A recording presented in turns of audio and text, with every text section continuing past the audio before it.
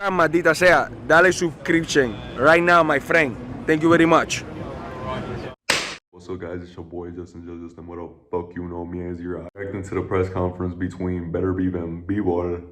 So yeah, let's just watch this. I didn't even know it was out until I checked my Instagram. I don't think they're gonna say much, but hopefully we could get, you know, a little bit of heated, like, oh, I'm better than this dude, I'm gonna knock him out, or, you know, like, I'm gonna beat him up or something. I don't know. Hopefully we get something. Hopefully we don't get, you know, the boring stuff. Cruiserweight title should be a fantastic fight. Chriseubankjr is back. He takes on Camille Zaramata. We haven't seen Chriseubankjr since I thought he put in a career best performance against Liam Smith. He's the only man I know that's been called out by everyone from 147 to 168 pounds. Chris, you're back. And it's good to see you back as well. I haven't seen nobody call him out, to be honest. Trainer for this camp as well. On the promotional team, you've chosen boxer. Why? Who the hell is Tim Boxer? Why boxer? Because every other promoter out here is a scumbag. Bro, what? Let's hear him out. That's why. You know, we've got Frank Warren behind me. Been lying and cheating his way through boxing for the last couple decades. Suit me. Lying and cheating his way for decades. Bro, is he? Damn, he just went at it, bro. He's going off right now. Let him cook. Let him cook. Let us do cook. I'm gonna stop eating now, man. This is getting interesting, finally. Had me locked up. Speak up, I can't hear you. Oh, he's telling him to pipe up. He's piping up too. A terrible contract for the last few years, squeezing money out of me at every opportunity. Scumbag. Eddie Hearn, Frank Smith. Damn, he's going after everybody. You know, what the they fuck? did everything they could to try and make this fight against Conor Benn. Eddie Hearn is like, Why'd you fight Hamza Red Scumbag? Oh. I mean, I don't like the scumbag. The scumbag sounds a bit funny. Scumbag, yeah? Why don't you fight Adam Shiraz, scumbag? Oh, but Adam Shiraz is a good fight, bro. That dude is scary. Honestly, I didn't believe in him before, and now I believe in him. I watched his last two fights. That dude is a killer. Y'all better watch out if y'all haven't seen him. Adam Shiraz is a killer, and I think he probably beats everybody. And anybody that he fights in his weight class, he beats him. He's too big and too rangy, and he's a sniper. He's what O'Malley thinks he is, bro. You know, that he's what Sean O'Malley thinks he is. Scumbags, you know. I was gonna keep eating, but nah. This is interesting now. Oh, isn't a scumbag? Isn't it? Is His Excellency Turkey Al-Sheikh. Oh, yeah, that makes a lot of sense. I was gonna say, like nowadays you are able to do this. Like, realistically, you can do this. You don't have to, like, you know, suck up to everybody. You don't have to be like every other boring boxer nowadays. And they still do it. Every boxer still does it.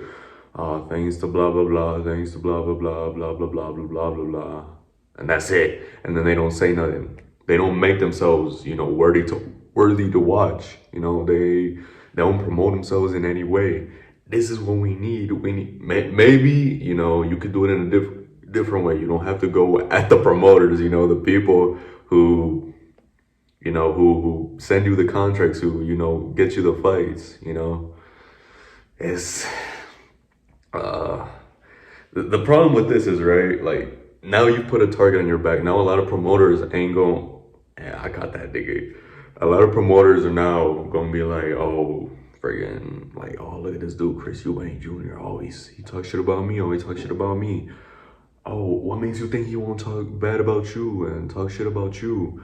Oh, let's just not work with him in any way, you know what I mean? It's gonna be a lot of that now, I feel like. You know, he just went friggin', he just went scorched earth on these niggas, man. I don't think I've ever seen anyone in boxing do this really in a while. I mean, when do fighters actually really go after the boss on a press conference? Like, normally we see it like in the UFC, you know, they're talking about Dana and stuff.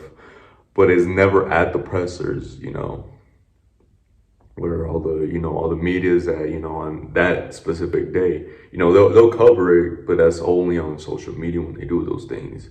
It's never been at the press conference, like live in the space, being like, oh, fuck that dude, fuck that dude. Oh, he's taking money from me, he's making money off my name. You know, we don't really see that. So it's interesting to see, but I was gonna say you could fuck up your money, but realistically, you have Turkey nowadays. It's not like in the UFC like with Dana, because I mean Dana, he doesn't really care too much, but I feel like these boxing promoters are definitely gonna care now. I feel like, you know, someone like Eddie Hearn and Bob Arum especially are gonna be like, oh well, we're not getting you fights no more, dick, you little dickhead. But the good thing is, you know, we got Turkey. You know, we got Turkey on the sheet now. And it's a good thing that he mentions him, because I was about to say this, like Turkey, I mean, has he really made any money off of these events? I feel like he only cares about, you know, bringing audiences, you know, making Saudi Arabia a big country. That's all I think he really cares about, you know, putting it really on the map, putting a stamp on the map. That's like, this is Saudi Arabia. This is where Turkey Al-Ashi is the dude who saves boxing and puts, you know, all these big cards that we haven't gotten in years. You know, the man is saving boxing. You know, you know, he's from Saudi, and look at all, this is where all the, you know, all the people with money are at. I feel like that's really mostly his intentions. Also, you know, him wanting to actually see the fights. And the good thing about Turkey is that, you know, he doesn't really have to listen to nobody. Realistically, when you really think about it, who's he gonna listen to? Why does he have to listen to him? He doesn't really have to. If the promoters even like decide to even go against him, he could probably just do something himself. Honestly, he could just like hire people and be like, oh, let's just do an event or whatever, and then not really care and get, you know, whatever name he wants, any possible names he wants, he could just get them, as long as they're not signed to their slave contracts at least. You know, this is a man who isn't trying to take money from fighters. True. He I mean, he doesn't really make money. He gives them more money. Accountants to lock fighters up in slave contracts. Oh, slave contracts. You know, he's a man of God, he's a man of religion. That's what's most important to the people of Saudi Arabia. He is a man of religion. The biggest fights on, they all the are. best events on, and pay fighters what they're worth. And as a fighter, it's a blessing to be. Bob is like, I can't believe these chicks. What is he doing right now? Bro, Bob is just, he's stunned right now. He's like, I can't believe this. Why are you doing this?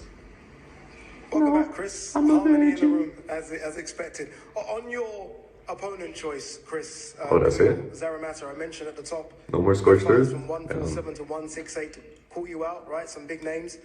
Why Camille? Because I've been off here, and this is a solid opponent, 25-2. He's only lost to 2 world champions. It's the perfect fight for me to get back into the ring. Exactly. He just said it there without saying it. This fight is an easy fight. Or, well, it ain't an easy fight, but it's meant for him to win. That's why this is the one that got booked. Obviously, you know, for your comeback fight after, you know, fighting Liam Smith twice and, you know, getting destroyed in the first one, it's a tough one to come back to, realistically. But it's meant for him to win. That's what it is, all right? Just like a lot of these other fights, you know, you look at the records and you're like, oh, they might actually have a chance. But nah, we got to be realistic about, you know, boxing. And a lot of times in boxing, you know, a lot of the fights are meant for them to win, even if they have good records. Like, for example, Caleb Plant, he just had a fight, and as well as Canelo, you know, both of them fighting undefeated guys. But they were meant for them to win. These people, they're not going to book them against, you know, guys that are going to beat them. For example, like Benavidez, you know. You know, Benavidez isn't going to get booked with Canelo because there is an actual risk. Damn, he got mad there. Yo, this nigga got mad there. Salty Eubank, man. And he has these belts, and I'm so appreciate to Saudi, to His Excellency that he made this fight. he's making this fight happen. I'm so Oh appreciative my of God. my team, Vadim Kornilov. Entertain me. What the fuck you doing? Fucking boring. There's just like, oh, I would like to think this and think that. And then there's no trash talk, no nothing, no like, hey, I think I'm better than you though, that's it. Like, come on, like there's no personality. It's just like boring. It's just like, yeah, I would like to, I would like to thank my team. Like, bitch, don't nobody give a fuck about your team, bro. Don't nobody give a fuck about the promoter. We know who the promoter is. Like Bivol, but this is fucking boring. He's so boring. And I think he, in general, he's probably just a bit boring of a dude. But at least give us something, bro. At these press conferences, always just like, oh, I want to thank my team and all this, and the promoter in Turkey. And it's like, shut the fuck up, bro. We've heard this thousands of times. We prefer you not to speak at all. You know, at least have something about you that makes you interesting, that makes the people want to watch you. But nah, we ain't getting none of that. We don't get any of this ever. When are we gonna get, you know, boxers finally realizing like, yo, maybe if I put a little bit of personality out there, maybe people ought to care. But nah, it ain't the case. This is what we want, right? The best meat and the best undisputed, everything on the line, and it will be on the line, not just for these fighters, but everyone on this card as well. Eubank is going to raise it with him. Oh, there we go, the belts. Oh, it's gonna be nice seeing all the belts on one of these boys. Looking composed. It's gonna be nice, man. I'm so excited for this fight. Here we got the face off. These two both moved Any telltale signs? pros, didn't they? Bivol when he was 11 Don't seem like it. Damn, Beterbiev just not shave that beard, bro. That thing's like this. It's so disproportionate. We always get moments at UFC press conferences, but you know, when it comes to boxing, it's just like, oh, there was a boxing press conference. Who gives a shit? It's kind of like that. So I'm real glad that, you know, we got something out of this press conference, even if it was from, you know, Eubank Jr. I'll be honest, I ain't a big fan of Eubank. I don't really care too much. As long as he's fighting and putting in good fights, then I'll watch him. You know, he's one of the bigger names in boxing and in his division. So hey, I'm excited to see what's up. I mean, I'm excited now to see what's up in his career. Who's he gonna be fighting under? Like, he's still gonna be on the zone probably, but you know, is he gonna be like Matchroom or what? Like, because he's gonna have to be buddy with Turkey a little bit. You know what I mean? Like, he's gonna be like, hey, Turkey, I'm not getting no fights. You know, slide me a contract real quick. Talk to these niggas.